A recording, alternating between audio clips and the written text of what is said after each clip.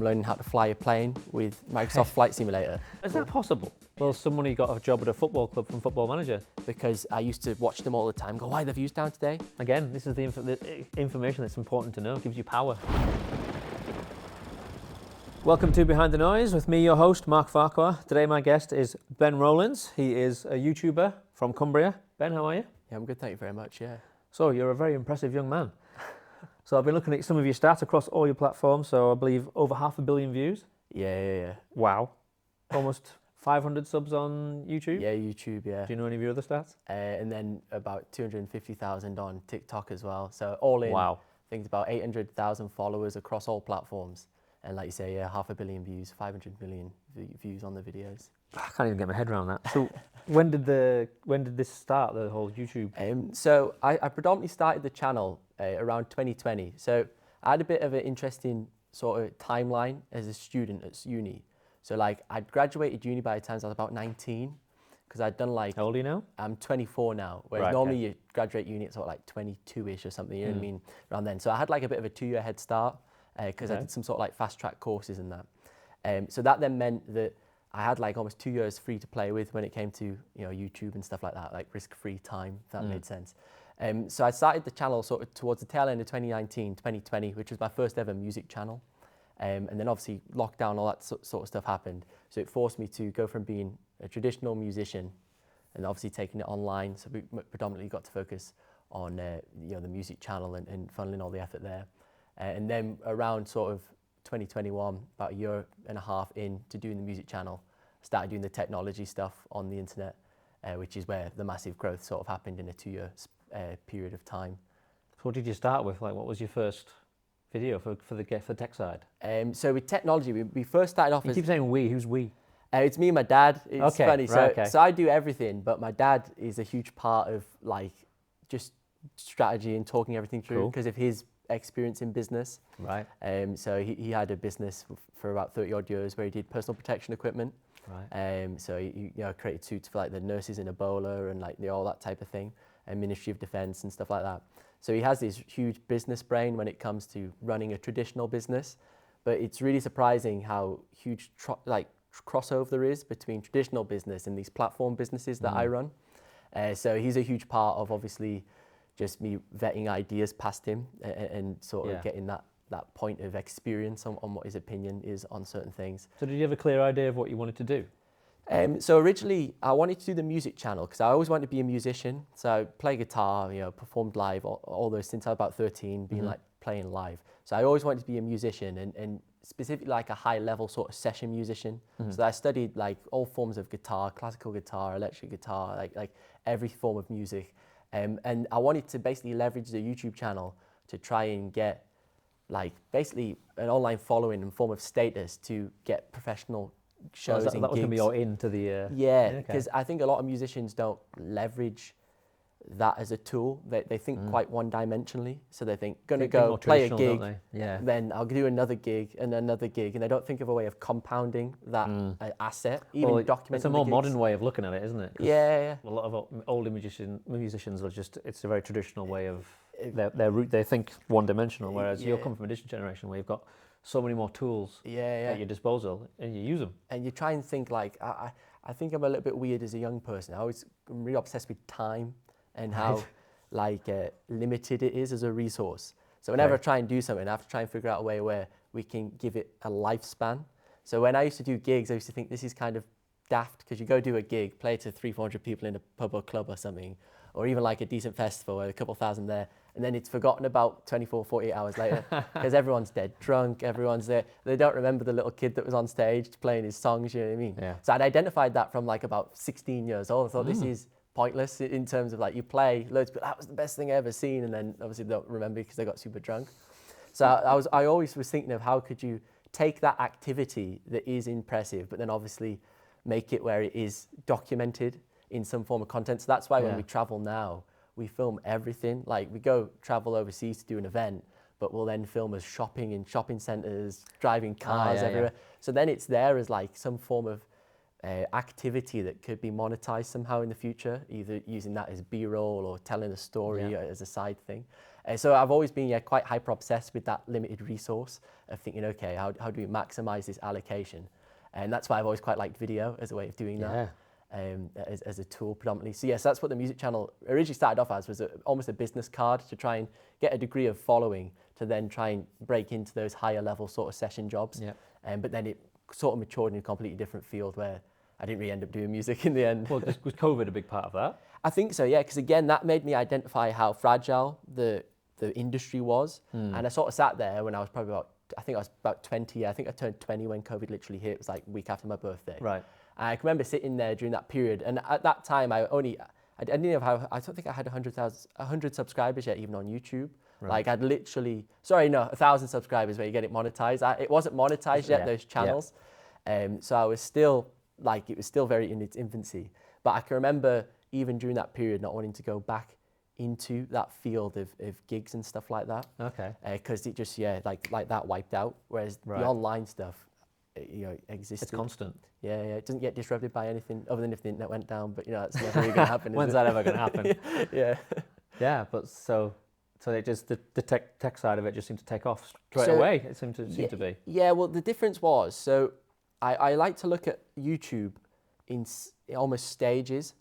And I think a lot of people, when they start off on a YouTube career, they try and expect it to happen quickly rather than the stages that it requires to develop the skill sets, essentially.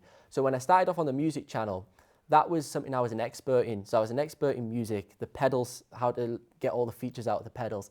So to then learn the skill set of producing the videos and editing the videos, scripting, planning them, on top of something you're already an expert in, wasn't too much to consume, if that makes sense.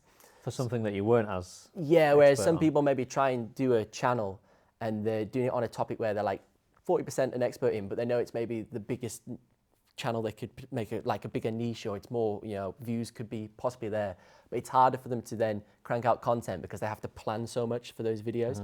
I see that quite a bit in the tech space, like some other tech YouTubers that go, how do you do so much content? Obviously, I've got editors, but it's because we're an expert in the topic we're talking about, whereas they're having to script their videos word for word.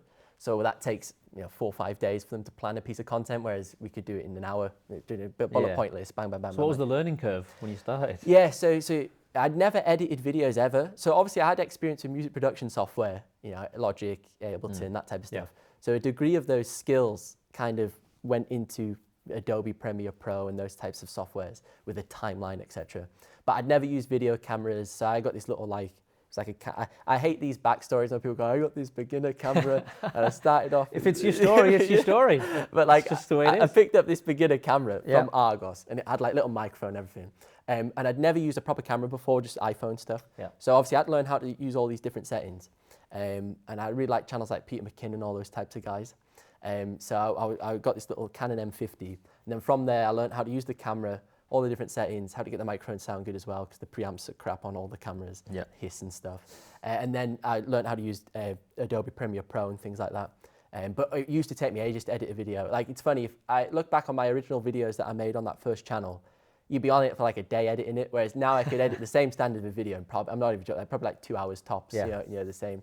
It's just you learn as you go along. And all the shortcuts and everything. Plus the technology moves along as well, makes things easier for you. And also as you get bigger, you have more access to more powerful PCs. True. So that makes it quicker as well. So you've got the efficient hardware for all the camera stuff, so that it doesn't lag the timeline. So everything does become incredibly easy because you have the privilege of now, I've got this crazy PC that we edit on or whatever, versus when you're just using your little MacBook that you, that you have at the start, just figuring it out.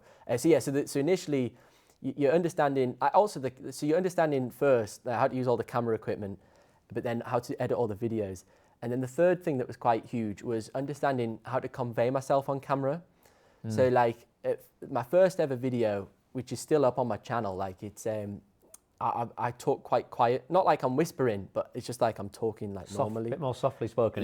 And the pacing of the content's incredibly slow. I think it's a 23-minute long video, the first video I did. Probably would be about 12.5 minutes, that same amount of information presented today.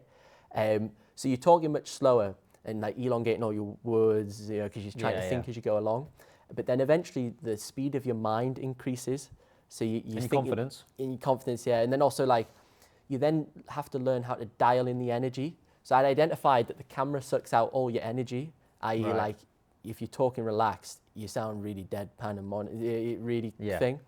Then eventually I discovered that, you know, you found your voice. Yeah, and you go a little bit too shouty at one point. You're shouting too much, and then you have to dial it back, and then eventually the energy levels that's sort of where it's at. And now I understand almost the context of the energy levels.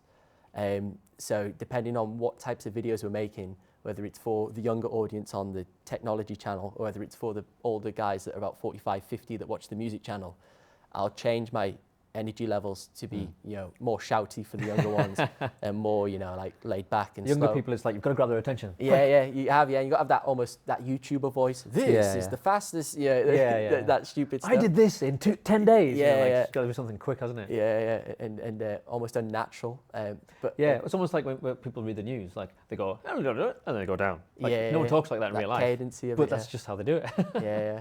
So I remember that took me a while on the music channel to sort of find that nice balance. Getting that energy right. And it took about 100 videos actually. It took 100 videos to get 1,000 subscribers on that first channel. On your music channel? Yeah, cool. yeah. And then eventually, because, back to your question, so then when we did the technology channel about a year and a bit later, I had that solid foundation of knowledge to understand how to craft the videos, how to structure them, how to present in them. So then that meant that we monetized that channel in about a month and a half, I think it was.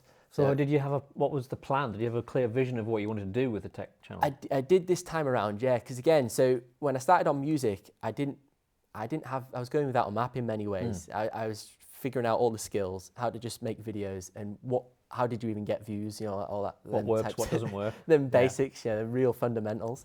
But then when we went on to tech, this time we had a clear purpose. So I'd identified with the music channel that there was a cap on audience growth. So we were doing loop pedal videos, guitar tutorial pedals, and I'd identified that I'd maxed out that niche in many ways. I was one of the biggest pedals on all these channels on all these Boss pedals, and I was almost a market leader at around 15,000, 10,000 subscribers or whatever, as crazy as that sounds. And no matter how much more content we outputted, we couldn't influence the monthly views, whether we did 3 videos, 7 videos a week, or 1 or none. It would be the same amount of, it would literally be the same amount of views. Because I'd built out this huge catalog of about 260 odd videos in that 1.5 years of just cranking out content. So we had this huge library of content that was just churning away in the background. So we had this vault almost that was built, and I didn't really need to add any more onto it. It was doing its thing. And it sort of summed it up. I completely stopped the music channel in May 2021 and started on tech. And since then, I've probably only done about 4 or 5 videos on it, and it's still sustained the exact same amount of views every month. So that's just what it is. As when we were doing 3 videos a week. So because I'd sort of realized this when I was about 21-ish, I was like, right, I'm going to end up wasting my entire opportunity here, because you only have so much time again to leverage opportunity. And when you got all that energy when you're young, you've got this infinite energy to sort of nail this one opportunity to sort of hit 35, 40 where your energy levels drop. So I was like, right, I have to use my time better on something rather than on something where I could end up, you know, looking back and think, well, that was a waste of time. That's an astute observation. Yeah. So we started the tech channel, and this time it was like, right, same amount of effort to make a guitar video or a Xbox or iPad video or whatever, but this video will get 1 million views, this one will get 30,000 views. Isn't it, obviously? Yeah. So in 3-4 years, it'll take ages to get the views. So I started afresh, this time with a clear plan. Now originally we were going to do Apple Mac videos, so like you know, iPads, MacBooks, iMacs, etc. I saw it's because the M1 iMac was super hot at that time, like the M1 Mac Mini, this new silicon chip that Apple had launched that went away from using Intel. It was all about their new Apple silicon. There was a big controversy about that. It was it was in the news a lot. That and it was really hot. Like this M1, it's like this is the stuff. So I thought, okay, we'll do Apple stuff because this seems to be popping at the moment. So we started off doing Apple, but then the thing I identified was I was too young to talk about Apple. So there's a huge. What do you mean? So like basically, so you've got like a Gen Z viewer, so someone who's anything from 13 to 24 years old, and then you've got 25 to 35, 40 that's millennial. Now the archetypes of how a Gen Z and a millennial behave are very contrasting. So a millennial has very strong opinions. So if I say, I don't think this is very good, you shouldn't buy it, and I say that to a millennial, they go, well, I'll buy whatever I like because I'm right. You know, they don't like being told or given advice. And we've got documents that track all of this in the background. Yeah. Whereas a Gen Z's more open-minded, and they go, oh, thanks for the honesty, mate. I'll think about that, and they'll go watch another person. And that's why a lot of times, you know, millennials don't really understand Gen Z and vice versa.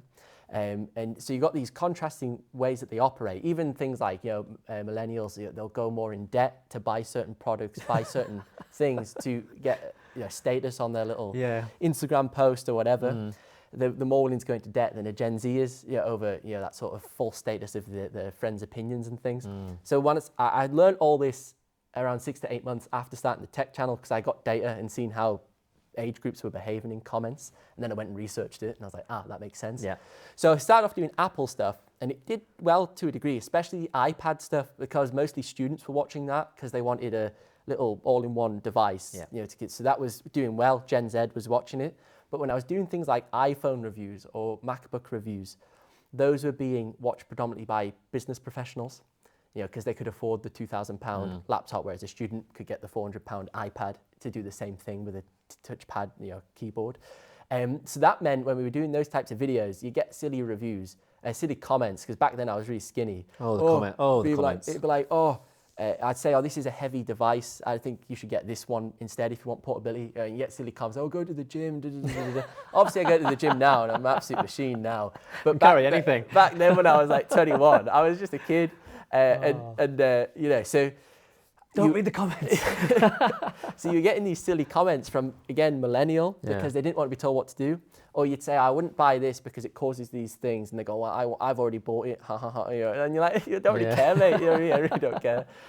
So we then pivoted because we thought, well, there's no point in creating content that doesn't have a positive, I'm not going to say positive impact, but almost just a good vibe when someone watches it. Because some of our reviews quite honest on the Apple stuff, like this is rubbish, this is, and it wasn't obviously doing well. So it's like, no point in being hated for doing these styles of reviews. You're still going to be honest though. You're not going to lie, are you? Yeah, so that's why we identified Gen Z. So we're like, okay, we'll make honest review videos, but for that age group instead, that's more open to receiving the criticism and going, okay, that's great. So we then completely changed the strategy. So we went from doing Apple Mac stuff that did great. We did we monetized it in about a month and a half. So 1,000 subscribers plus. That's pretty good going. Nailed it. Because we knew what we were doing this time, structuring things, thumbnails, titles.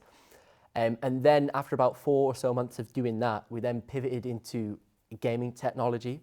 So the next opportunity vehicle I identified was the PS5 and Xbox. So again, during that time, because of the chip shortages, nobody could get their hands on these consoles. So there was a lot of FOMO in the marketplace, just fear of missing out. And people really wanting to watch videos about them to almost like vicariously experience them through the screen, if that makes sense. So I went ahead and I sourced PS5s, running around, driving like Barrow and like driving all over the place, trying to find ones in stores. Luckily in the Lake District, because no one shops on the high street, there was random units in like Workington or just different like local stores. Whereas if you lived in London, trying to go to your main Oxford Street thing, you're not going to get a PS5. But because no one shops on the high street up north, there was actually a lot of stores that had stock. So I managed to get my hands on a PS5 and an Xboxes. So you could do really like direct comparisons. Exactly, and I could leverage. That's what everyone was. That's kind of what everyone's. Some like there's the team Xbox, team PlayStation. Exactly, yeah. Some people can jump ship; they're not that bothered. Yeah, and then some people you could sway their opinion with whatever you say. And then other people are quite strict on it. Oh, that's like a team. It's like a religion. A bit like Apple, where I was getting a bit of hate on the. Like I'm Xbox. I've always been Xbox. I don't hate PlayStation. It's just what I prefer. And that's the thing when you do videos. Like people, I'll make a video because I've always been more Xbox as a kid, whereas my brother's more PlayStation. But they'll think I just only like Xbox. But then I'll make videos, 4 or 5 videos about PlayStation and how they've got more games at the moment. But they don't watch those videos because they don't like. You see what I mean? They're not bothered. So they miss out key bits of information in the timeline of content. And this guy always loves Xbox stuff. It's like, it's because you're watching the Xbox videos and you're not watching. Like, he's not on my team. I'm not going to listen. It's like it's really funny from that like thing. So we identified that those were the next sort of hot products to talk about. So I got my hands on them, and that meant the supply demand was in balance. There wasn't loads of YouTubers that had these consoles, but there was huge demand for the content. So there's low supply of videos, high demand for views. So we started making really loads of different content, like budget console stuff, because there was a cheaper console, the Series S, people could pick up. and that was in stock. So we managed to leverage that as like, this is a great, in between console, and there's loads of things we did with that was quite creative, like, can it replace your gaming PC? So plugging a mouse and keyboard into it. Discless, that one? Yeah, absolutely. No discs, yeah. And which again, is the future anyway. Yeah, 100%, yeah. And then talking about just why it's such great value, and actually you don't really need a PS5 or an Xbox Series X. This will do you because you probably only have a HD TV or something like that. So in that way you were making them calm down and go, I don't need a PS5, this is good. So we'd identified that as the next thing. And I started making all that content there. And then we realized this was a huge gap in the market that was untapped, gaming technology. Because when everyone starts a tech channel, they want to be a tech YouTuber. So they do Apple, they do smartphone reviews, they do iPad reviews, some of the most saturated and most competitive products. And also as well, when it comes to those products, your huge channels like MKBHD, Mr. Who's the Boss, they get the product early anyways. So by the time I was getting my review units of the latest iPhone, it was 2-3 weeks after they'd already done their launch video on it. So it's old news at that stage in tech, it moved on. Whereas with the gaming technology, people weren't really making videos on this stuff, and it was like this huge gap to just slot in. So we started making all the gaming setup videos, accessories videos, crazy challenge videos like building the world's largest gaming PCs, just stuff like that, and it was working perfectly, and it was a good little find, if that makes sense. So how do you now come up with your content? Where are you getting your ideas from? Yeah, so when it comes, so we have like this huge document. We use this software called Notion. It's like free software. You can pay for it, but we have the free plan. And if it works, it works. It does the job. So we have this free plan of Notion. Again, it's like quite student-y software. Like they'll use it for planning and tracking all their assignments. But it's like a dead simple version of Excel. So you can build out a calendar and a spreadsheet without needing to be a pro in Excel. Just drag and drop blocks. So we've got this huge calendar, essentially a database. And in there we have multiple databases for each channel. So obviously we've got, I think, 5 or 6 channels. So there's 4 under my brand umbrella, and then a couple others that are pending launch under different thing. So they all have their own database that go in there. And then we have all the videos categorized into batch numbers for 52 weeks of the year. So batch 1, 2, 3, etc. for each week. And then in there, I'll just I have these things called content buckets. So basically, they're like recipes that I know work. So I'll have 25 different video titles, and it'd be like, I bought X, coolest accessory ever made, or I bought the fastest X. So we have all these buzzwords, and I bought the smallest. Attention grabbers. Yeah, I bought the quickest, I bought the cheapest, the most cheapest expensive. Is probably the most popular one at the minute, isn't it? Cheapest is a good the way one. things are going. So we have all these content buckets. So now I just look at the content buckets, 25 different draft titles, and I go, okay, we haven't done that one for a while. And then you pick that one. Sounds very formulaic, but to you also pay attention to what's going on in the market as well. Yeah, I do. Yeah, I there's times where I'll watch a lot of what's happening in the market, but then also at the moment I try and avoid it, because what started happening was we were creating very unique video ideas because I was market leading with some of the YouTube shorts we were making. So one of the biggest changes we made was we were doing all this content originally horizontal, and it was not performing to the degree I thought it should have, because it was optimized for millennial, but Gen Z. So that's like on a laptop or a... Yeah, just like watching it with your phone sideways. Yeah. Whereas obviously YouTube Shorts came out and TikTok, and that's all vertical video. Yeah. And Gen Z, predominantly, it's like 93% of them watch vertical over everything else. So I was creating originally, just before the channel blew up, all these crazy video ideas that was like, what I tried 8K gaming, destroying my gaming PC with 8K gaming. And I filmed it as a horizontal video, and it did like 6,000 views, and I was raging. I was like, that should have 1 million views, that's ridiculous.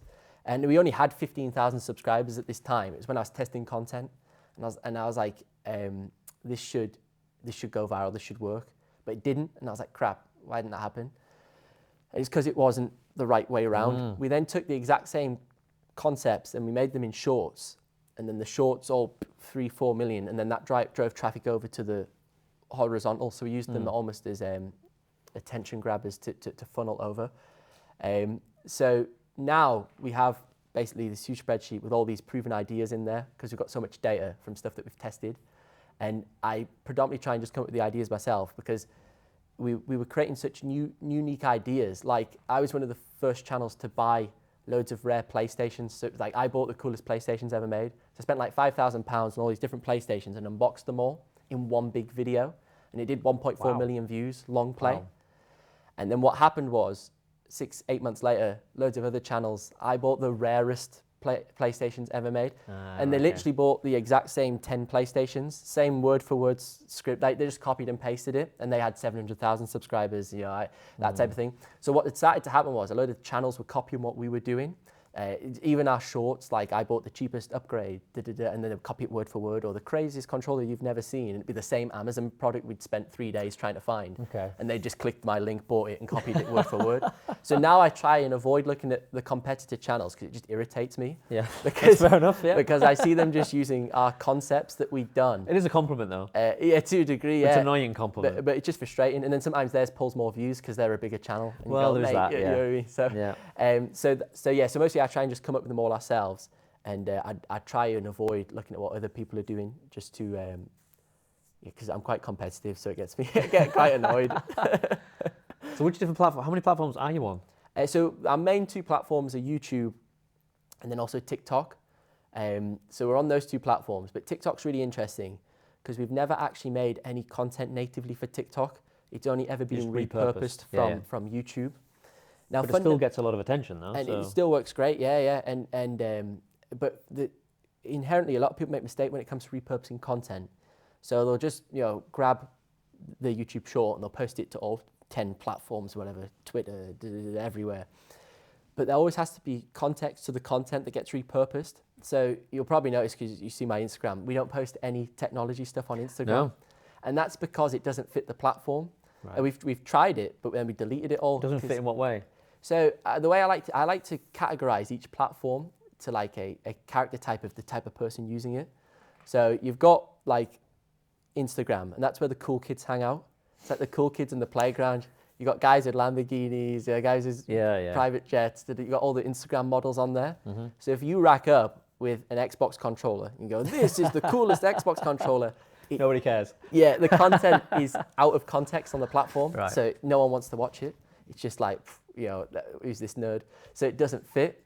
So when it comes to the platforms, you have to treat them all differently. But TikTok is literally kind of a clone of YouTube in many ways. It's the most direct competitor. And the age group that predominantly is using TikTok is so wide as well in terms of their interests that repurposing the technology stuff on there works really well, because it's literally just the same audience in many ways as you're trying to capture on YouTube. So that's how we sort of like to repurpose our content across the platforms. So we're on YouTube, TikTok, then Instagram's the next one that we're trying to figure out and master, because I personally think that one would have the most value in the portfolio of the channels.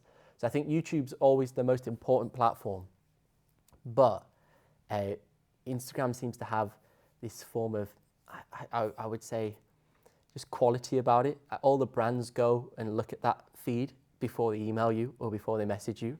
So have any competitors on there trying to do the tech stuff? Yeah, some do technology on there, but I've noticed they just do trending audio. You know, like they don't put any voices on it. It's just like when they have them trending songs on Instagram and templates. Yeah, it's mostly that. They won't talk in it too much. The ones that I've noticed that really talk in it doesn't perform very well. They can't figure out why, even though I've told them. So was Reels not an option? Yeah, so that's where the again, same problem. The Reel, it's the wrong viewer watching the thing in the feed. Okay. So the way we've tried to combat this, and we've pilot tested some content. When we've done trips, we've like done a behind the scenes type thing, and it worked a couple times where we were like, we flew out to Monaco and we tried the world's fastest internet. We filmed this video and we had this cool car for a couple of days, and that did 12,000 views. At the time we had like 400 subbies on Instagram followers, so we were like, okay, that works.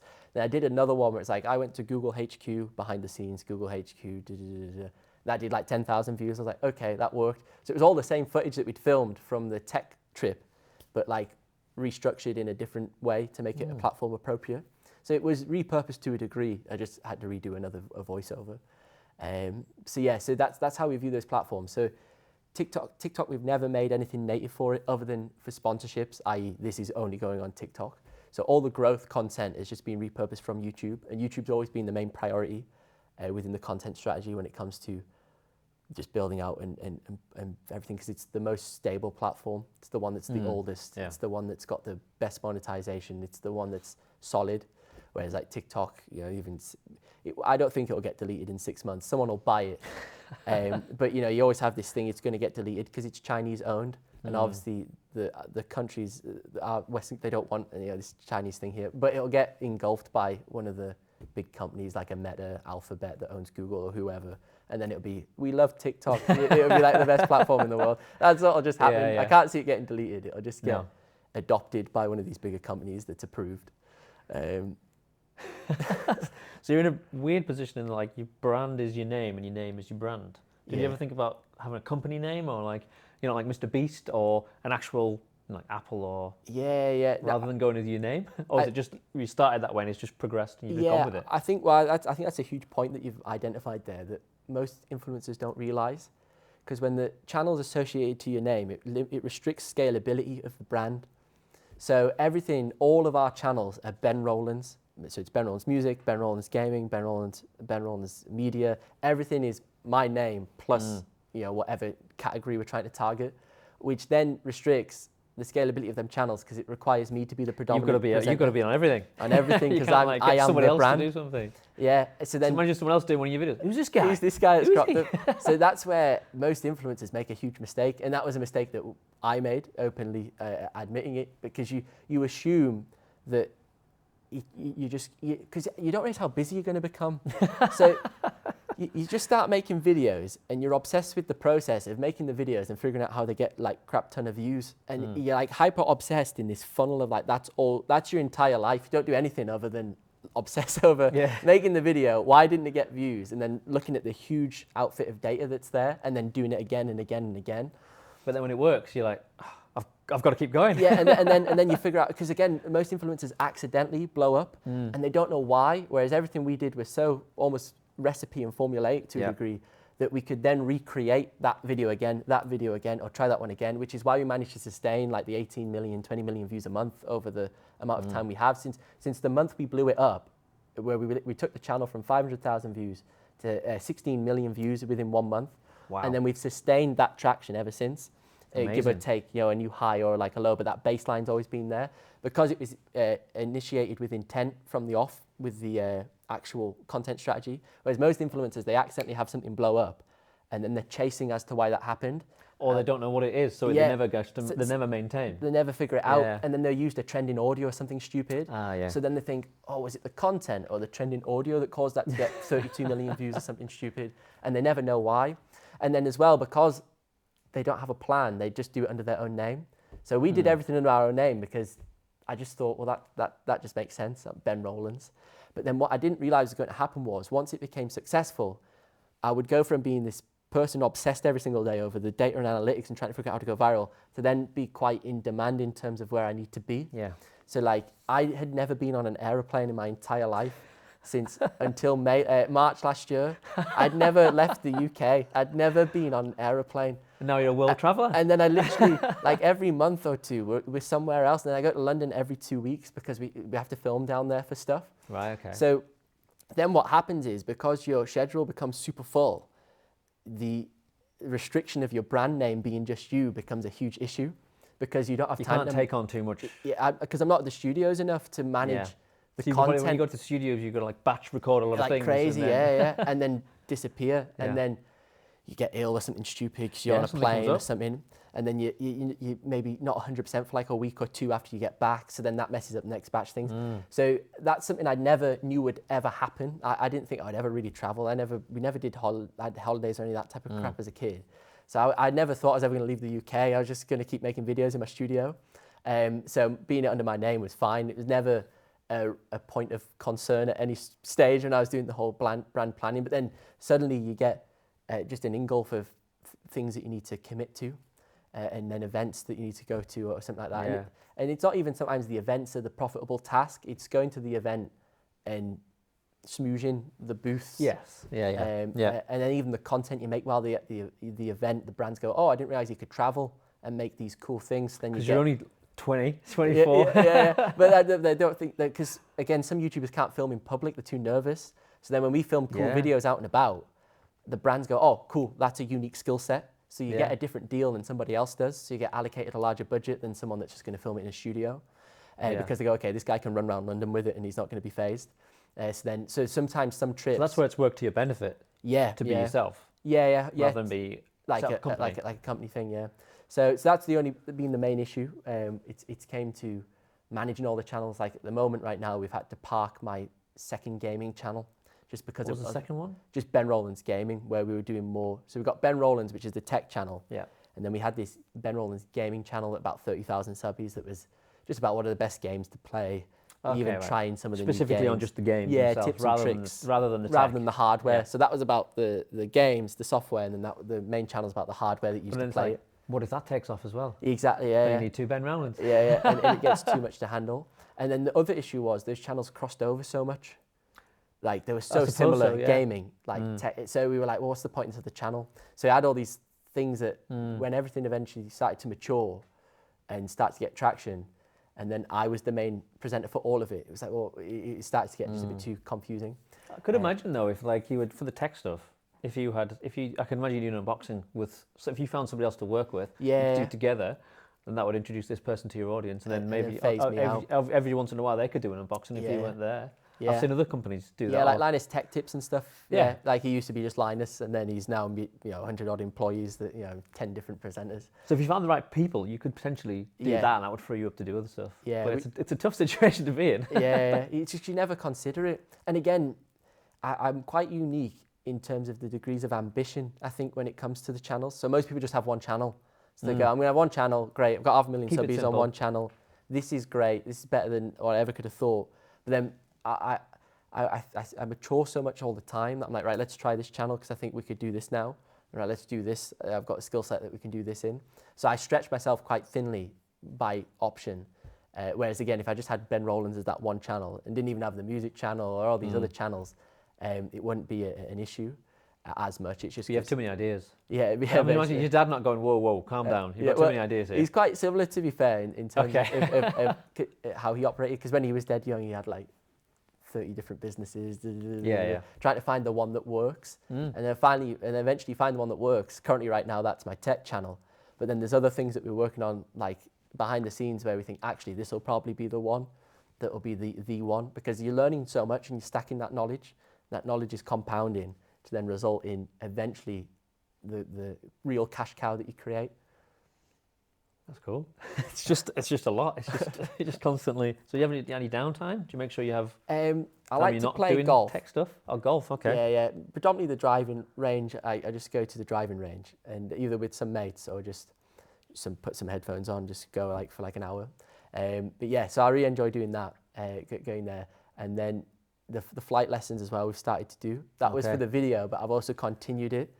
To try and get a flight license. Okay, so we were talking about this beforehand, so explain to people what the premise is. Yeah, so basically, I'd identified that there is certain video games that give you cross-transferable skills. So you're either playing a simulator game like Microsoft Flight Simulator, and if you played that for 10,000 hours, you'd literally have the amount of skills that you would need to literally fly a plane. You'd know what all the buttons do, all the landing gears, all the different aspects, even fault finding. You'd experience a whole plethora of knowledge that would be essentially the same amount of time a pro pilot would spend on an actual simulator.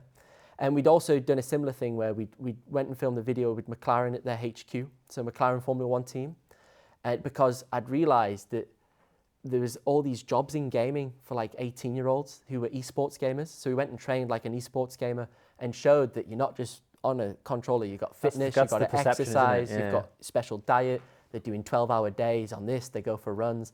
And then showing that there was all these jobs in gaming, because yes, you've got the 3 drivers, the face of the McLaren F1 esports team, but then there was about 10 other kids that were 16, 17, all these other kids that were data drivers that were just on the games, getting all the data and testing for the things. So I'd realised that when I went and filmed this video, I thought, wow, there's so many skills that these young lads have acquired, even reading telemetry data and stuff on the different Splunk dashboards that they use for Formula One and tracking the times, that they could then apply to an actual real life job. So we'd identified this also with Microsoft Flight Simulator. That was probably the easiest one, where someone could literally play that video game and actually potentially become an airline pilot as a job. If they, some 12-year-old kid could eventually, and he's 26 or something, be flying Ryanair or something. It's just some job where you never expect it from a game. So we went and played on the simulator and learnt some essential skills. And then we went and flew a real life plane. So we just went to Carlisle and flew a plane for about 4 hours, flew around and sort of compared the differences between all the button pressing, the taking off. And it was literally 99% the same in terms of how identical the experience was. Other than obviously, so then when we came back to the studio, we then added a motion simulator to the flight setup at the studio to then show the next level for this video when it finally gets completed. So from the desk with the controller to the plane to then actually, wow, this is really comparable now. I know what it feels like in real life. We've got a motion seat and it's very close to the game at home. So I did that.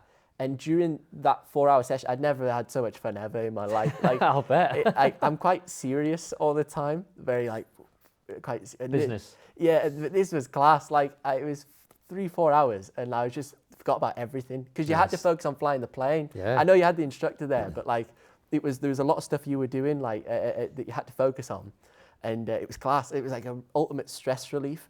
Where I'd never done an activity. Sweat coming down. Where I'd like unwound so much and like no problems at all. I was in the air. I wasn't worried about the algorithm. It was like, this is great. So I've continued that a little bit to try and eventually get the full license as well, because I think that's quite cool. Is that possible then? Yeah, so it's so you got to do, what is it like? I can't remember what the hours are, like 50 hours off the top of my head. Roughly costs about eight grand or something like that to get a license. Right. But you can just keep doing it, like a few lessons here or there. I think it's about 45, 50 hours of lessons. And then you do like a test, and then you can literally fly. And then from there, you can do additional tests for night flying, some advanced weather. So you get the basic test to fly during the daytime and when it's clear. You get that certificate, and then from there you can get additional ones, a few 10 hours flying here to do night flying and things. But it's funny, because we spoke to an actual pilot as a part of the video we were doing, who flies for like proper, European like commercial flights and stuff. And he was saying, like, as soon as you get the first private license, you can fly, like, there's no real restriction on what type of thing you can fly. I was like, no way. Like, there's that, you can't, as long as you don't have like a certain amount of passengers in the thing, or like you're doing it for money, it's actually a private flight. It was like, yeah, you can literally fly these types of planes. I was like, no, that's class. I was like, that's ridiculous. So we've been doing that a little bit. Now the weather's getting a bit better in spring. I picked it back up and stuff. A bit. So I really enjoy that, but yeah, I do a bit of golf. So you like to document the whole thing and make like a... Yeah, that's the plan of attack. Yeah, and then that'll go probably on a different channel that we're launching at the moment. Okay, so do you want to talk about that? Yeah, can do, yeah. So basically, we're in the process. I've been working on this channel for 6 months. It's called Millionaire Money, this channel, right? And basically, it's going to be about how you can, it's not like these gurus where they go make money online, but it's about the way my dad made his money and then how I've made it as a young person. So it's like old meets new, and then how these have transferred. And although we're completely different generations, we're like clones of one another in terms of how we operate in the day-to-day time, but just completely different fields. From he had traditional brick and mortar business, and I have this virtual business. But it's crazy how much like he just understands the business, like all of the principles apply, and it's unbelievable. So we've been working on this channel for about 6 months, preparing all the content and getting it all ready for launching. So I've built out a full course, the YouTube Roadmap to Success. It's like this huge course that takes every single, and it's not like again, most of these gurus have a YouTube course. Like, I'm going to show you how to grow on YouTube, but they've never grown a successful YouTube channel other than about how to grow on YouTube. Whereas we've grown a channel, multiple different niches, but also our main channel at 500,000. We see so much patterns in the data when you have 20 million views a month coming through that these gurus that talk about how to grow on YouTube have never seen, because they've only ever scraped maybe 800,000 views a month on their channel. Or they're just saying what they've heard from other people other as well. gurus as well. Yeah. So there's a lot of copy and pasting going on, but also they've never seen certain patterns in the data because their channels never hit that certain caps or certain algorithm restrictions. And they don't practice what they preach. Yeah, exactly. Yeah. So the premise of knowledge that they deliver in their course fundamentally on paper makes sense, but then there's all these other aspects that they don't have answers to. So we've put this whole course together that it took me hours, ages, in between all the other stuff we were doing. And it was good sort of 5-6 months putting this whole thing together. And now that's all finished and ready to rock and roll. The website's basically finished as well. Again, I build all the website. I really like building websites. I don't know what it is. I just love a good website build. You do a lot. so I built all the websites, all the landing pages. But it's good because I have to learn, you see. I think it's important. My dad, when he had his business, he could do every single job. Even when he had 70-odd employees, he could still do every single job. So if the staff kicked off, he'll go, I'll just stay late and do it. He could do everything, no matter what the thing was. That meant everything could always be completed, and no matter if he didn't sleep, it could be completed. Worst comes to worst, and he's ingrained that into myself. So I still edit some videos, even though we've got editors. There's still things I'll edit, because there's some YouTubers I'll meet and they'll go, well, I haven't edited a video for 5 years. I'm like, well, that's not good. That's not good, mate, because you don't know what's the latest pacing that works, or the sound effects that you should be adding, or the memes that might add a bit of humor to the thing.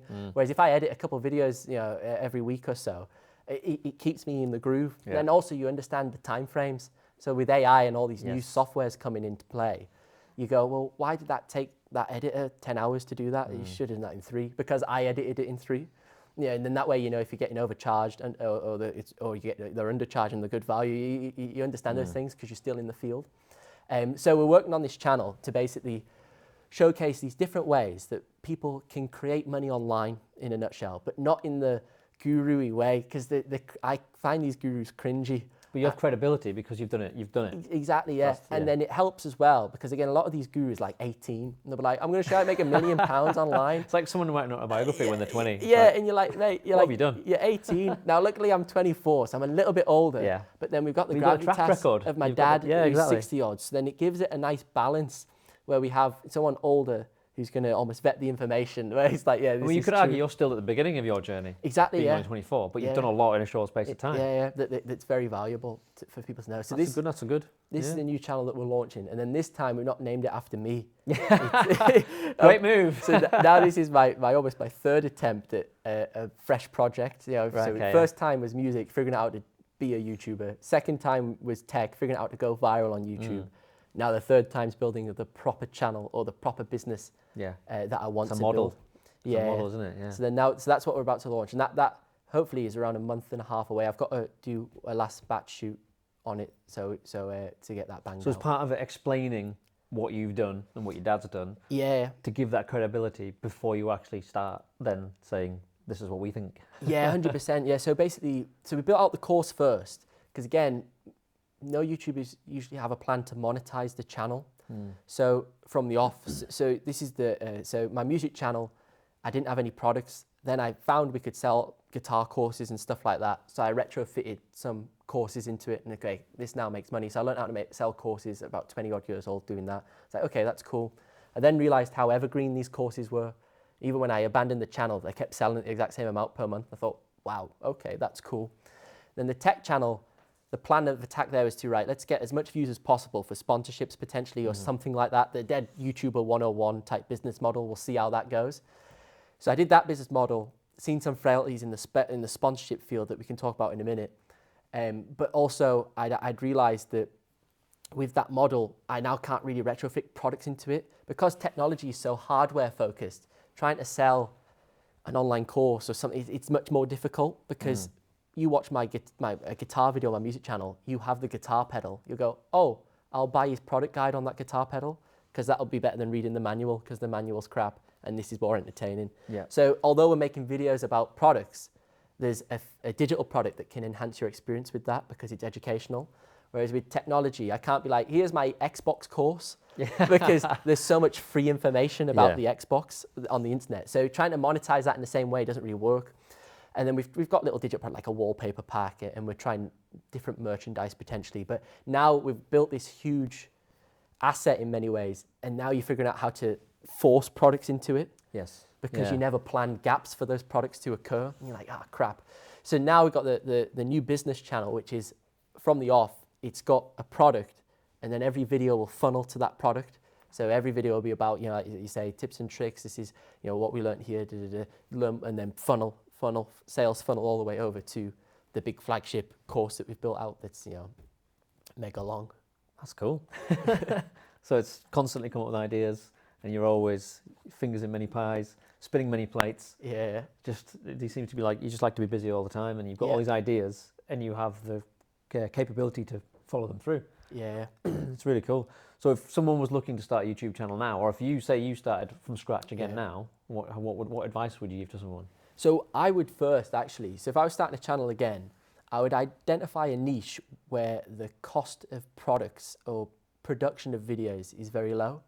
So the biggest problem with the technology channel is it requires huge outlay of cash flow to purchase physical products to make the videos, which is a huge entry point limiting factor for most people to make a YouTube channel.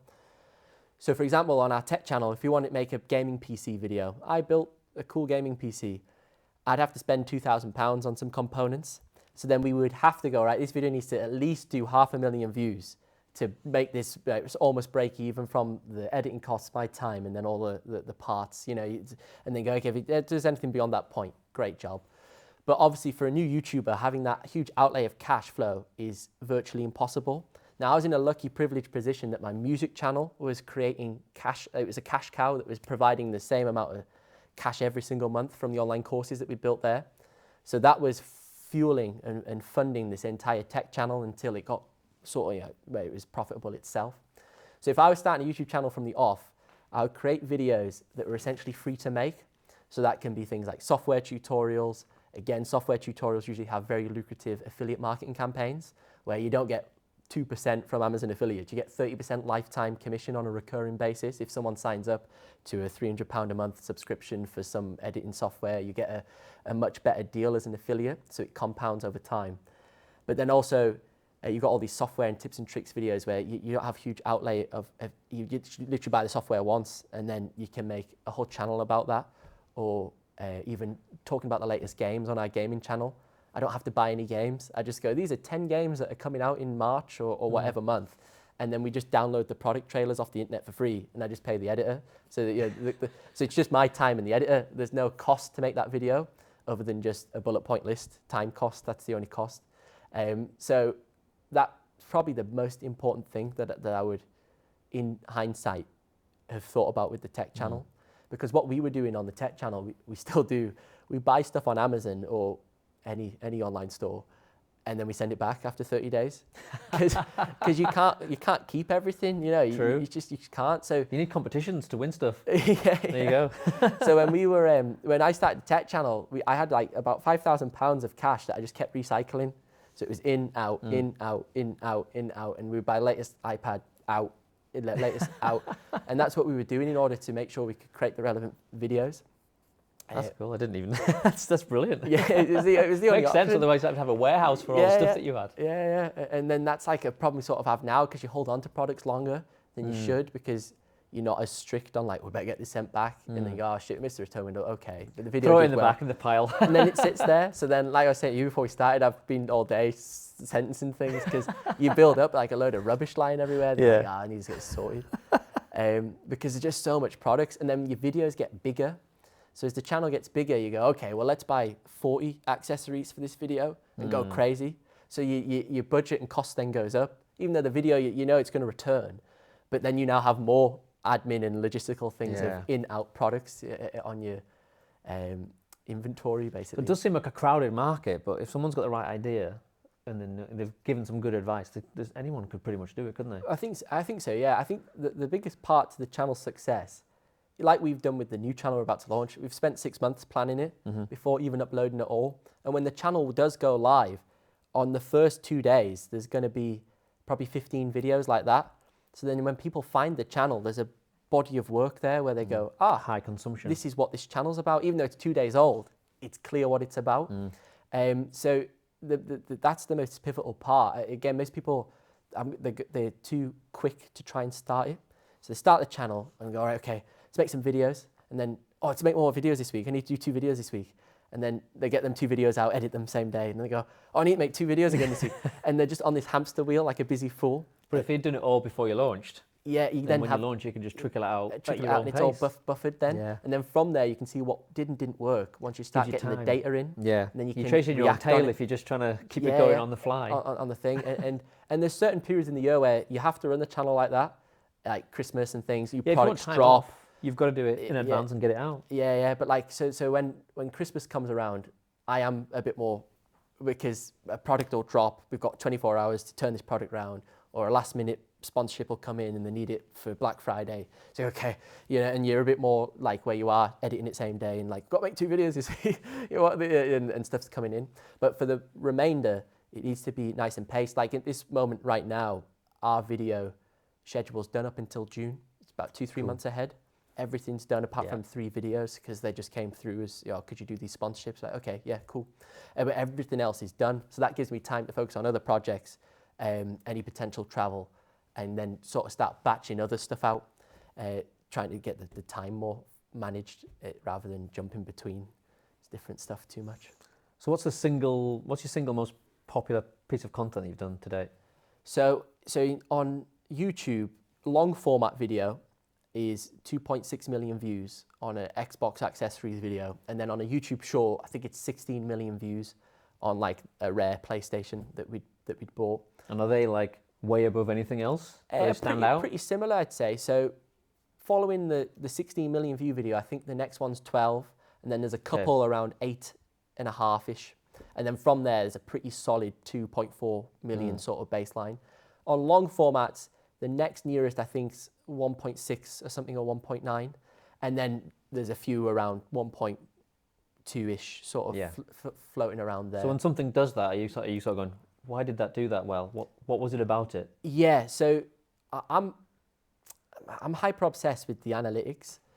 Like, I was never really like a mathematical nerd or anything at school. I didn't really like school, to be honest. Other than music lessons at school, I really liked music. That was great. And ICT. I was the same. Quite liked ICT. Bit of website building in ICT. But when it comes to YouTube, the dashboard, when you upload all your videos, the data is off scale. Like my dad would say, he would have spent like 100 grand for someone to build something like that for like a quarter of one of his business years. And he'd have got it 6 months after the data, so he couldn't act on it anyways because it would have took so long for the company to put that data. And he's like, you get it in real time, or 24 hours. Pretty much, yeah. So it means you can act on it so fast, but also that's quite bad sometimes because you can get too caught up in it. Yeah, where you go, why is this happening? So basically, sometimes it'll be like you just happen to post something at the right time when everything was already going on about that subject anyway. Yeah, that can, market timing is quite important. So you got the back end, and in the back end of YouTube, you've got all the real-time views, the daily views, but each video has independent analytics. So you've got your watch retention, your click-through rates, impressions on the content, and different factors and traffic sources that drive into the thing. So when particular pieces of content are doing really well, we always focus on click-through rate on the thumbnail. Thumbnail is probably one of the most important aspects. And then also we look at the length of the video too, because something we'd identified was YouTube's a business at the end of the day, so they want to make the most money possible. So if we're making a video that's 20 minutes long, 30 minutes long, that has more ad slots in it for YouTube to put mid-roll ads in, like 5 skippable second ad. So the more ad slots in that piece of content, the more money it's going to make for YouTube. So things when we'd spotted videos were performing really well, like that, our most viewed video was our longest video we'd ever made. And I thought, well, there's no coincidence that this 22-minute long video has got 2.5 million views. It's our most profitable video we've ever made because it's made YouTube the most money. Whereas if you make a video that's 4 minutes long, you can't have multiple ads in it. It's got to be over 8 minutes. Okay. So if YouTube has the choice, they won't say this because they're fair, but if they had the choice to promote a video that's 20 minutes long or a video that's 4 minutes long on the exact same topic, they're always going to promote the 20-minute long video more because it makes more money for them because it's got more ads on it. That's all they care about at the end of the day because they're a business. It's just life. So when we look at the data, we look at all these factors. How long was the video?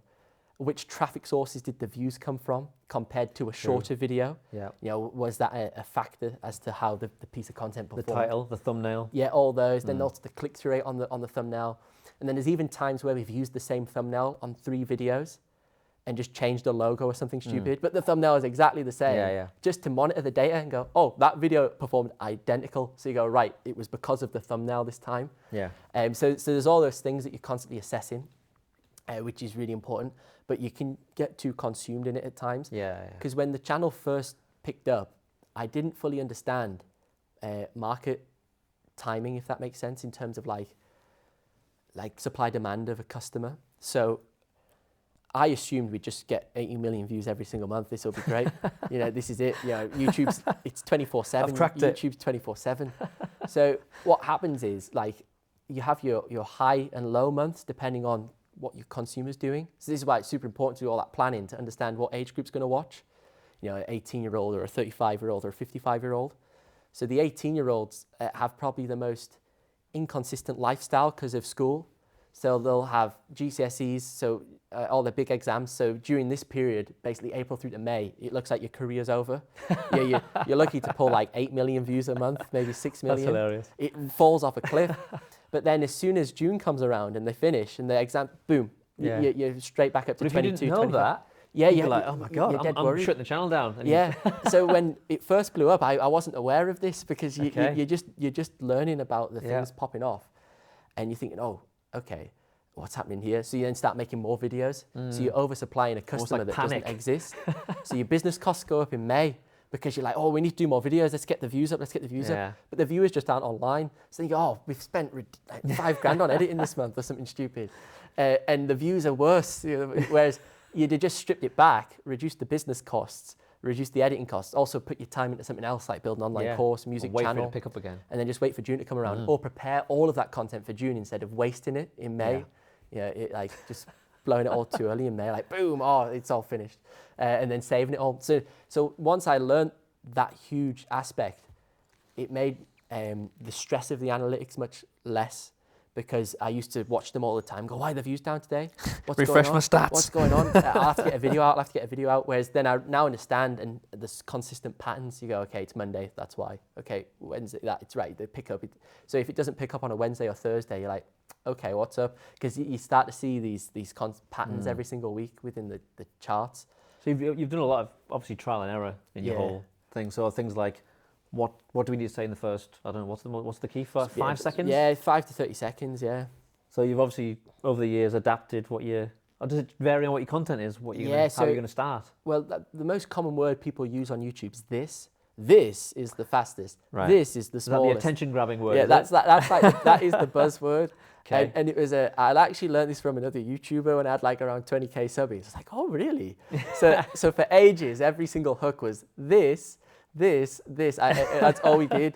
But then I got to... We'll do a compilation of all your thises. Yeah, because you would watch our YouTube Shorts feed or my TikTok account, and if you would watch my videos like consecutively, I was like, yeah, we need to change the hook because it's like this. I was like, we look a bit stuck in one rut here. So, yeah, so we have a huge range of different hooks, and depending on the age group, it'll be different. So we do the sort of, this is the craziest. I bought and you have that like super Mr. Beastified sort of intro. Yes. Yeah. But what we're trying to learn now is to chill it out. So like for some of our our music stuff or the business stuff, it's going to be like, right, in today's video, we're going to talk more like a conversation because they don't want you to scream at them because they're there to get some information. But yeah, for the younger viewers, that sort of is really important. Also the pacing. Is that more for the shorter clips as well? Yeah, yes. So the pacing. Get to the point, give them what they need, and then you're gone. Yeah. And that's the almost the danger of short format content is becoming disposable.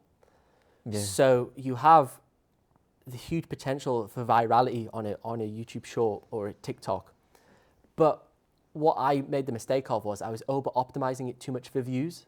So I would optimize it to get 16 million views and go, great, nailed it. Let's do that again, 8 million, 9 million, whatever. But I would remove all the personality out of the content because I'd even say to my dad, I'd go, well, they don't care anyways. They just care about the thing. It's just... I don't matter. But then once we've built out the huge channel at 500,000 subbies, you think it's a problem now that I don't matter? Because you think, because you've got a lot of followers, but are they fans? You always sit there answering that question. You're like, in your head, you're like, are they fans or are they just viewers? So if you launch certain products or you pivot in different directions, will they come with you?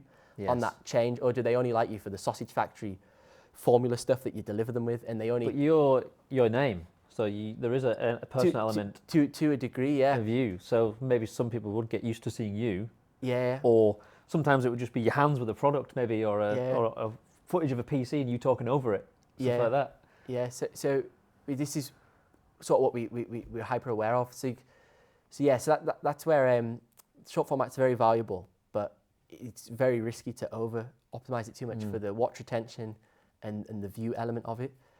So where people only care about the product that you're showing them. So unless, if you're doing a video that's not got an Xbox controller or something in it, and it doesn't perform, they swipe away, because it's not that thing that you're almost known for. It's going to give me that Xbox tip. Yeah. It's going to give me that thing. So that's what we've learned from that. So what are like revenue streams? So once you get a bit of traction, what are your main revenue streams apart from just like ad views and stuff like that? What else have you done to sort of increase your revenue? To pass it out, to pad it out a bit. So obviously fundamentally on YouTube, you've got your AdSense that you get paid for per 1,000 view on your content. And my main focus when we were growing the channel was to try and take that as far as we could as a predominant revenue stream. So I had my online courses from the music channel that was giving me a consistent, stable cash flow every single month. So I thought, right, we're always going to make this every single year. So that's our baseline. Anything on top of that's a bonus to play with. So I tried to take those views and that money on the platform on YouTube as far as we possibly could. And then that also meant we could prioritize growth as the main core, because if you start to introduce sponsorships too soon, it means you're no longer making content for the viewer. You're now making it, yes, for the viewer, but also to appeal to the brand's campaign needs. So the video idea might not be exactly what would get 1 million views. It might only get 80,000 views because it needs to hit these brand guidelines or whatever they want for the campaign. So then that can often either lose trust with the viewer because like, oh, he's doing sponsorships now, or more pivotally, it loses momentum on the algorithm because 1 minute you got 200,000 views and then your next upload did 20,000 views. Because it depended on what the sponsor was?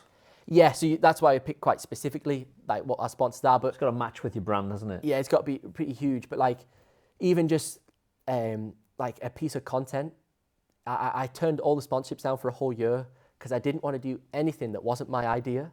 Okay. Or didn't have my full creative control on it. So if there were sponsorships, they were wanting you to do their products or something like that. Yeah, so not just put their logo with what you were already doing. It'd be a thing on their product. So like do this dedicated video about this laptop or this gaming device, and they were all products that fit the viewership.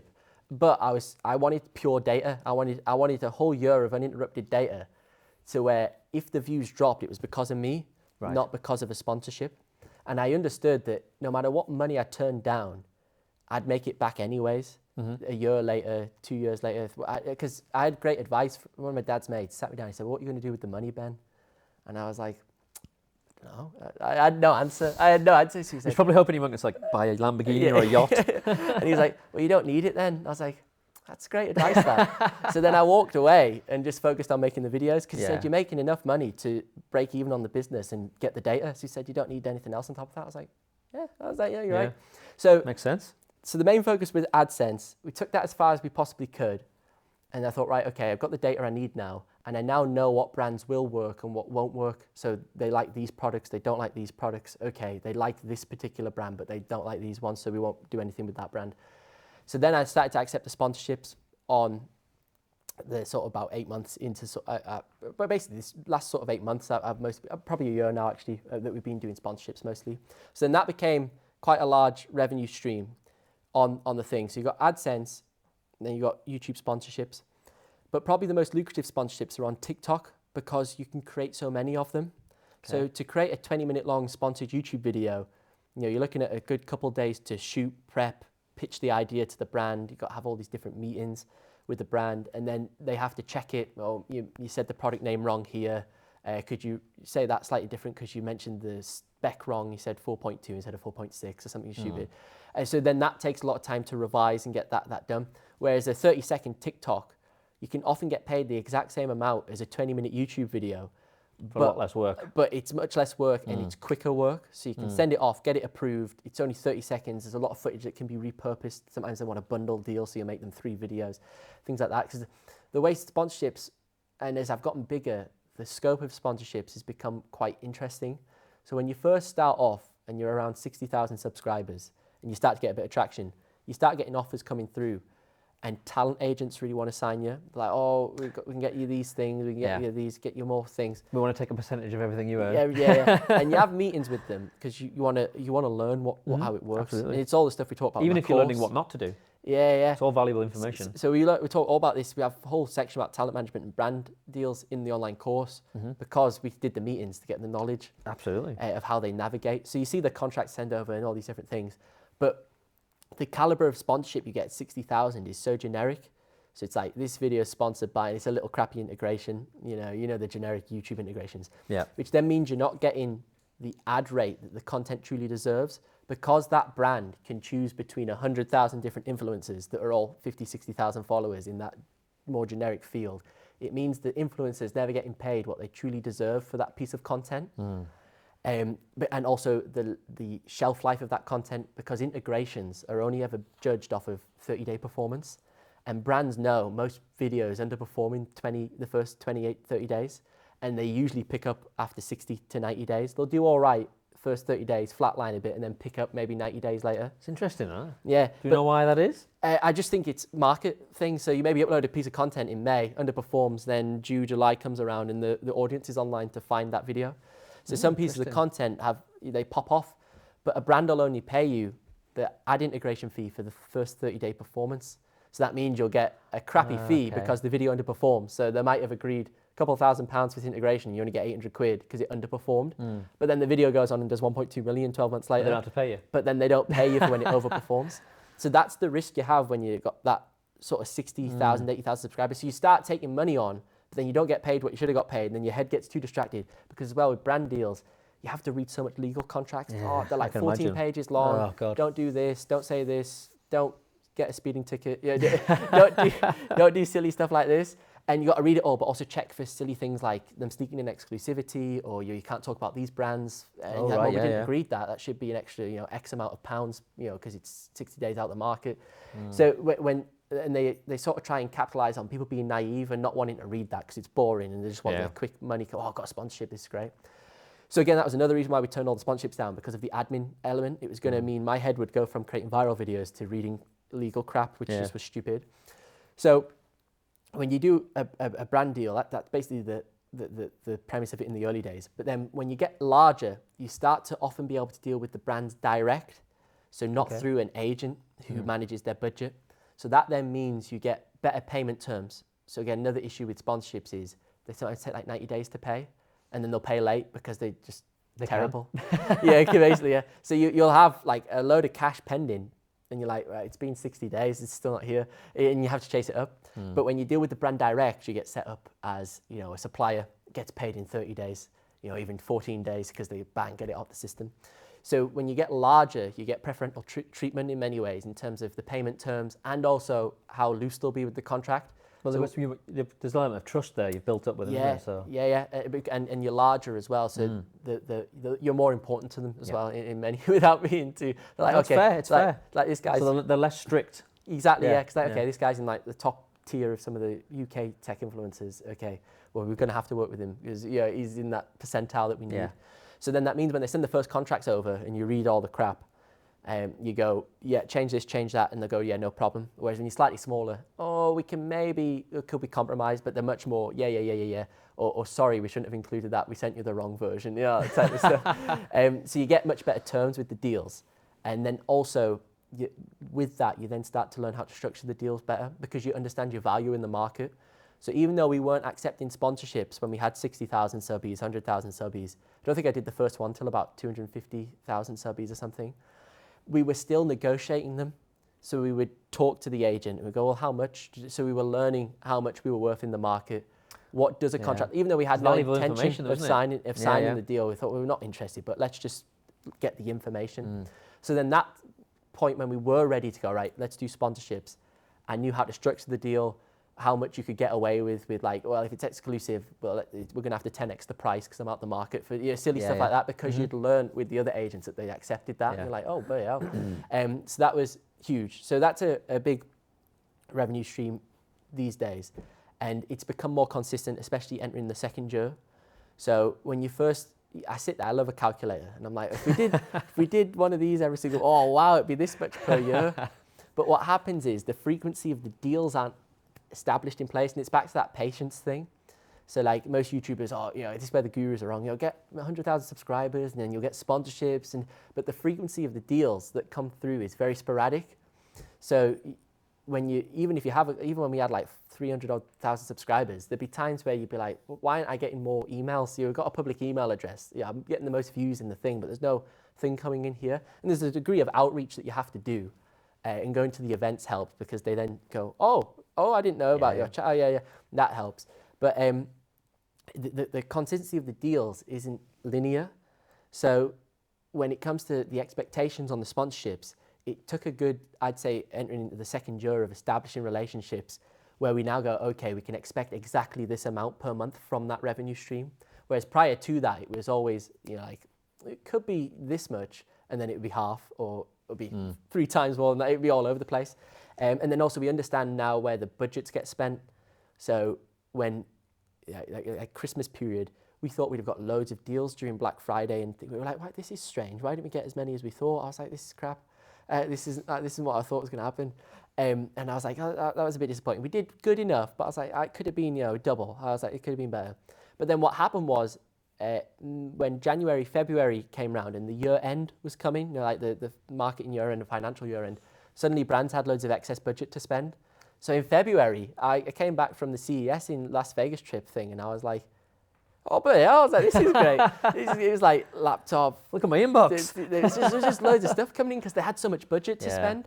And then you also are aware that they've got budget that they have to use up, because if they don't use it, they lose it for the following year. But they've been holding on to it this entire time, looking for something to use it on. Yeah. So then you now think, okay, we can be a bit cheeky on the price because they're going to spend it anyways, because if they don't spend it, they get a smaller budget next year. Again, this is the information that's important to know. It gives you power. Yeah. So you learn all that over a slow pace of time, and then you sort of get them more consistent deals coming through, and you have your baseline, and then you know when the higher months are going to sort of occur and why that's going to happen.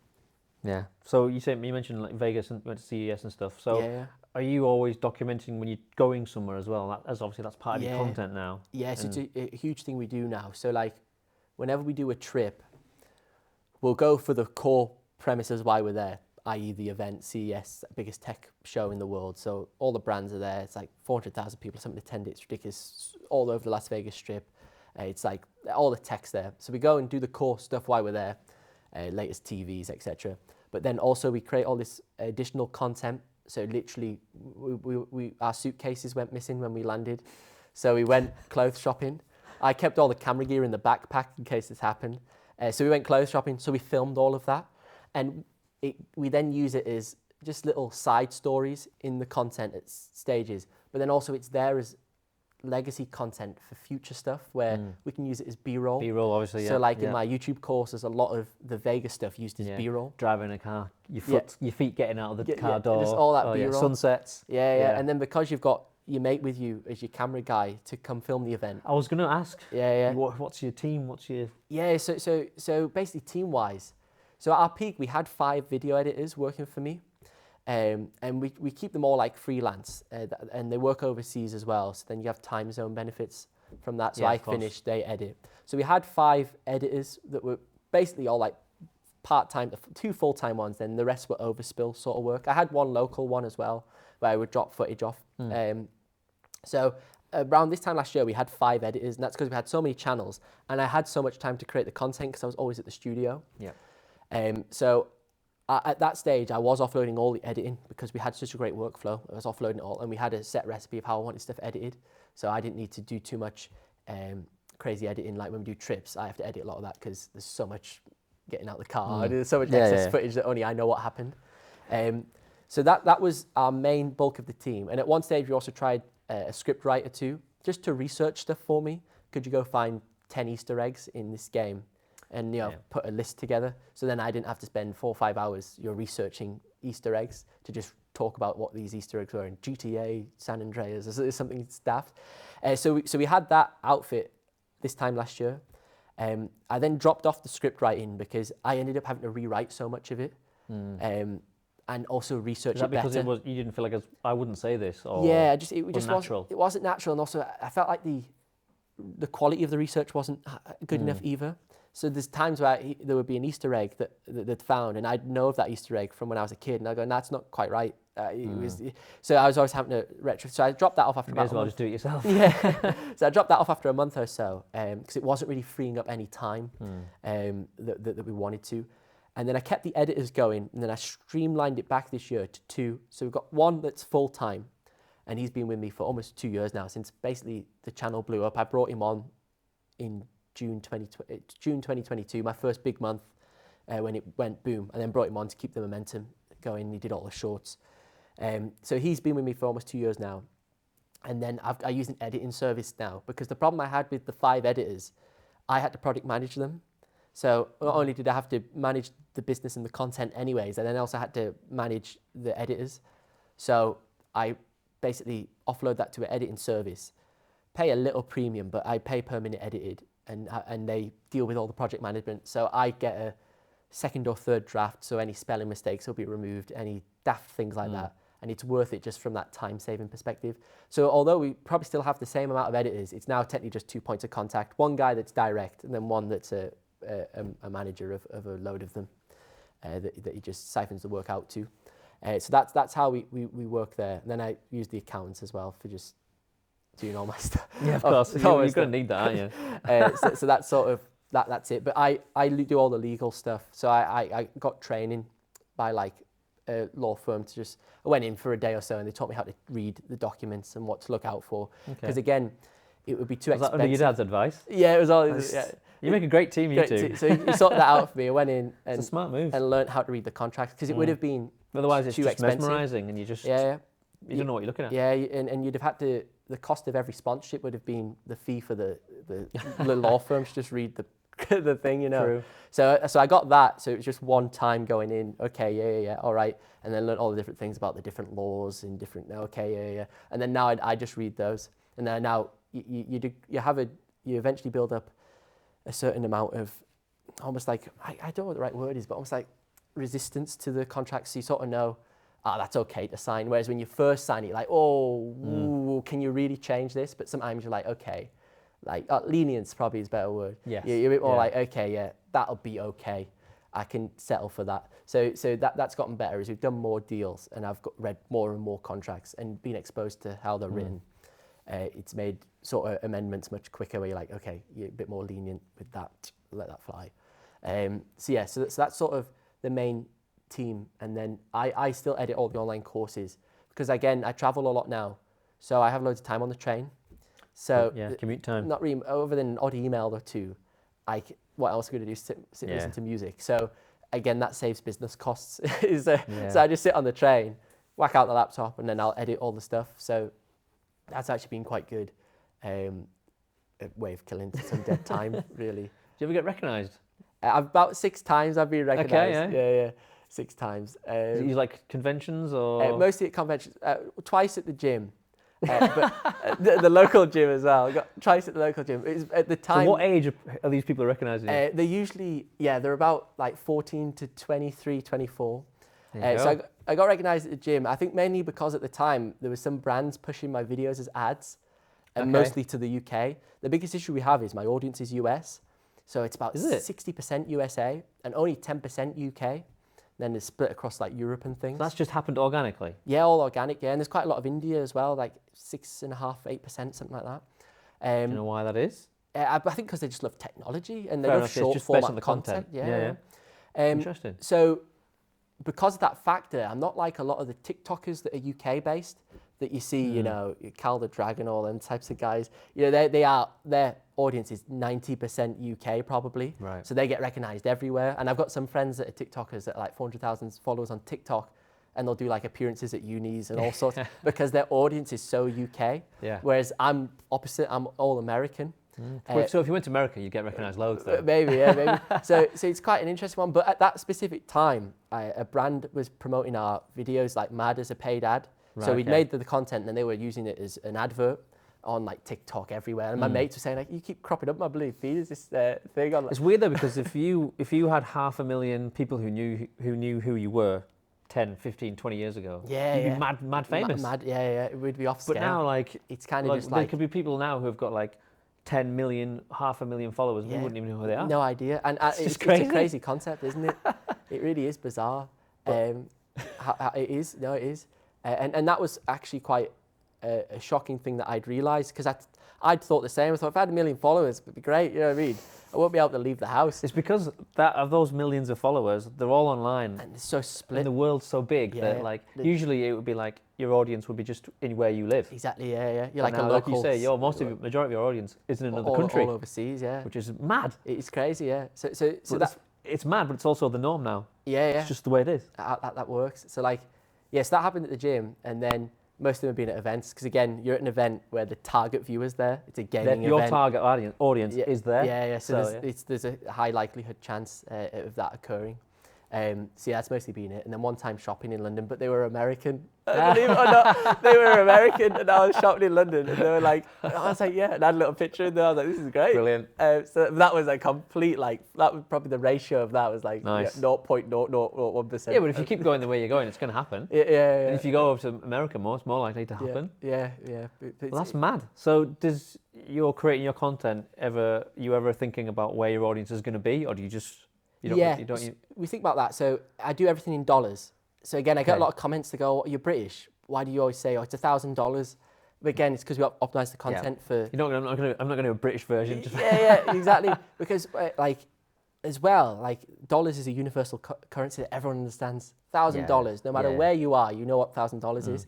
Whereas £1,000, some people are like, what the hell's a pound? It means nothing to me. Yeah, like is that $2,000 or is it $500? Where does that sit on the landscape? People don't really know. So we always do it in dollars, but mainly because we're targeting USA, but then also because it's a universal type thing. And then also we try and optimize the language in the content. So naturally I talk quite It's going to be like a universal kind of, most people could understand it. Yeah. I don't really have an accent. I'm not really from anywhere. Yeah, so we try and keep my voice as like... Because even though you're from Cumbria, you don't have a Cumbrian accent. Exactly, yeah. So we try and... I've always talked like really well, but we always try and keep it as, I guess, as British as possible, if that makes sense. So like, this guy's kind of British. Because that is a USP. Yeah. So, yeah. And then it's nice and clean, so there's no like heavy northern accent, so everyone can understand it. So the articulation of the words is super important when I speak in the content. Because again, if I spoke with a really broad northern accent, like half people wouldn't understand what we're saying, you know. So we talk pretty well in the content, but then also some people don't quite know what the accent is because it is slightly northern, even though it is like... Yeah, there's a hint. They're like, is it Australian? Is it like, they have no idea. So that has a bit of curiosity factor there. But also the language we use in the content, we optimize for the viewer. So Gen Z have a lot of things like, you know, that's kind of mid, or that hits different, or no cap, like all these phrases they use. And I didn't really use many of those terms. I just talk normally. I'm like, hello. So I had to like... Good afternoon. I've seen all these comments, like, they're like, oh, he's capping. Like an airline pilot. Yeah. And I was like, what's capping and all this type of stuff? So I had to like, no cap, or you're lying, or you're whatever. Or he's not lying, it's no cap. So we use some Gen Z language now in content as well. So it'd be like, oh, these are 10 Xbox accessories that hit different. Yeah. Because that's the type of thing they would say, rather than these are 10 of the best Xbox accessories you should buy. So it makes it more cool rather than boring, like TV presenter. So you seem quite level-headed and mature for your age, which is what you need. There's like a fine line between youth and experience. And if you can ride that line perfectly, then you're onto a winner, because you're not going to... A lot of young people tend to get easily distracted. Or they lose focus of where they started or what they wanted to achieve, and then before they can lose it all. Whereas but then there's also taking advice from more experienced people, older people, and using it and not getting carried away. So you seem to be doing that quite well. Well, I think a huge fact, like, I don't drink alcohol, you see. Boom. So I never have, like, I've maybe had like 3 in my entire life. Like, but like in my, like as a teenager, I wasn't really bothered. So from that aspect, I've always been a bit different. That hits different, as Gen Z did. So I don't do anything like that. So I don't really party much, other than events that I go to for work purposes. I'm drinking for work purposes. No, but I don't drink at them. I'll just go to that's the only time I'll go out. You know what I mean? So I'll go out to those. But then you have the advantage of everyone else is getting dead drunk. No hangovers? So they talk about, we could, this is how much budget we've got on this. And you're like, oh, really? Yeah. Talk more about that, please. Yeah, that'd be great, because they don't know what they're banging on about. They're getting all like loudmouth, like, you're like, oh, interesting, okay, nice. I'll email you next week. So I've always been quite different from that aspect. But also I think it helps. I have a lot of older siblings, so I'm one of 5, but I'm I'm the youngest by about 10 to 15 years between all of them. Wow. So it's a huge, huge difference. So I've always been from a tiny age, obviously amongst much older age group, but also I'd seen how they've behaved and acted, and also their mistakes they've made throughout phases of their life to go, like, I'm not doing that. So a lot of them come from being hungover and making drunken mistakes. Yeah. And them all coming home on a night out and fighting over a pizza or something stupid, and you go, why are they fighting over a £10 pizza or something or whatever? Brilliant. So that definitely helped a lot. And then especially my dad, because I was so much younger than the other kids, I have a really close bond with Dad because I travelled with him loads. So because I was so young and he was so busy with work, I would just literally go everywhere as a kid. Whereas when he had loads of kids, he would just have to send them, to school. Couldn't take 4 kids with him. Yeah. Whereas because I was so much younger, I would just go to wherever he was going to do business. And then whenever he would have his meals out, I would go. And then he'd have all of his clients there or whatever. And I'd just sit there and I'd just observe everything. And my dad was like so good at what he did. Like whenever he would have a huge problem, just as a kid, I'd be like, it's be all right, Dad, he always sorts everything. Even if it's like something that's going to bankrupt him, this big massive letter came in and this suit's been leaking and it's caused all these problems. Oh my word. And I just, because I would just follow him around all the time and see him problem solve. Every time an issue would come in, solved, 48 hours later. No panic. This is what we're doing. Just deal with it. And just like staff kicking off, sorted. Okay, we can do this. So I think that was quite huge because then it meant, because I was exposed to all these events as a kid, him going to these meetings, these problems that came through and then him resolving them. When I got older into my teenager years, I could ask him about them because I was there when it happened. And I go, well, how did you actually solve that when we were at that place in Scotland and that thing came in and you lost that contract, etc. Because I had context, because I saw the whole thing happen in real time. So I think that helped me mature loads, because then when I was probably from the age of 12 to now, I've spent like pretty much every single day with Dad asking him different things about those times, because I could learn from him, because I was of an age where I could now digest the information. And I think that's been a huge factor to that almost acceleration in growth. Yeah. So what's your goal? What do you want to, have you got something you want to achieve in all this? Have you got a plan, like an end point, or? I do to a degree. So my biggest obsession was always obviously first growing the channels and getting 1 million followers or whatever, which will eventually happen on the main technology channel. Even with us stripping back the workload to focus on other projects, it'll still happen in an 18-month sort of time frame potentially. But yeah, my end goal as a kid was always music. I always wanted to be like a session musician or a famous musician, if that makes sense. And it's funny, even though my complete skill sets evolved and switched to almost a presenter now, you still have that hunger and interest of pursuing music to a degree. And I always have this burning desire deep inside as to whether we would ever leverage my social media following to do a type of career like that. Some people do it. Because you see like the KSIs who don't have any music ability. They just do it because they can, and they're signed to Sony. Boxing or fighting. They go off and do boxing, that type of thing. So you have all these random YouTubers that don't have any background in music. Well, that may be what they wanted to do initially, but they couldn't. They failed. But then other success in other areas allowed them to go back to it. Yeah. So I mean, like having financial freedom. Gives you the ability to try things that you couldn't before. Yeah. So it's funny because I see all these YouTubers that have never done any music, and then they'll be at Sony Music, and I think that's really fascinating, all because they've got 30 million followers, 20 million followers. It gives them a chance to explore or dive into what their actual passion is. And you see it a lot with a lot of the sidemen, actually, like Vicstar's DJing now as well, and you're like, that's so random, he used to play Call of Duty, now he's a DJ. So that inside is almost like something in the back of my head that always ticks. Like, we still do vocal every week. I have an hour vocal class so you're still keeping in with that to get my voice better, and I do a good hour a day doing the vocal technique practices, and that has 2 benefits. One, it strengthens my voice for presenting because I have to talk loads. Yes. But also, I realised, although I was an insane guitarist, if we ever did do music, the first thing people would listen to is the voice, because that's what they know me for from videos. So that had to be the best skill set if we ever did do a proper music. And then there's playing guitar and singing at the same time. Yeah. Which is a different ball game. Yeah. And so that's something in the back that we always think about. But the truth is, I personally think, as I've gotten older, that's always like the kid dream, if that makes sense. But I think there's an opportunity where I can leverage almost the status that I've built online, Ben's got this amount of views, this amount of followers, to build a substantial business where, it's almost like, not like a marketing agency, but something where it has a proper service to it, where you go, right, this is a proper business, and you have big clients on there, because we deal with some huge brands, just making them pieces of content, and they have agencies that deal with budgets for them, and their agencies have no idea how to make viral content, and they're on huge retainers, like 50, 60, 80, 100 grand a month or something, and they've got all these pointless videos that they make for their social media accounts that do 2,000, 3,000 views, and you're like, mate, that's awful content. You don't even need me to tell you it's awful content. So there's a lot of these brands that have silly budget that's going to pointless agencies that just waste it on daft events and things that yield zero results. So part of me feels like there's an opportunity to leverage all the knowledge I have when I get older.